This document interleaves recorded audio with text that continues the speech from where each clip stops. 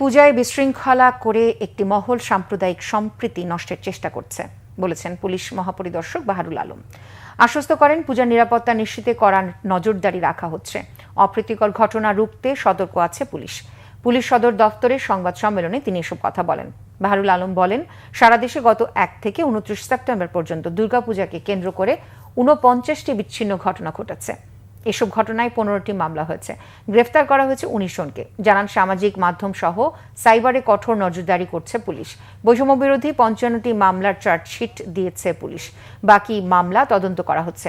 আশ্বস্ত করেন নিরপরাধ কাউকে হয়রানি করা হবে না।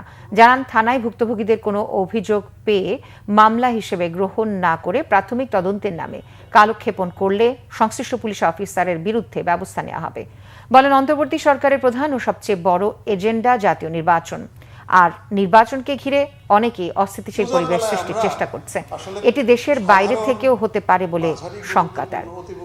পূজার বেলা আমরা এটা করতে চাইনি, মানে ইচ এন্ড এভরি আমরা একবারে হাইয়েস্ট প্রায়োরিটি দিয়ে আমরা দেখতে চাচ্ছি আর কি। ইন্টারিম গভর্নমেন্টের একটা প্রধানই হচ্ছে সামনে নির্বাচনটা। এখন নির্বাচনের জন্য আমরা সার্বিক শান্তি শৃঙ্খলা, এখন ধরেন পূজার মরশুম, পূজা উপলক্ষে, এরপরে সাধারণভাবেও যে আমরা আমাদের সতর্কতা কমিয়ে ফেলবো তাও নয়, কিন্তু যেহেতু আলাদা করে একটা অনুষ্ঠান হচ্ছে সেজন্য আমরা গুরুত্বটা বেশি দিচ্ছি।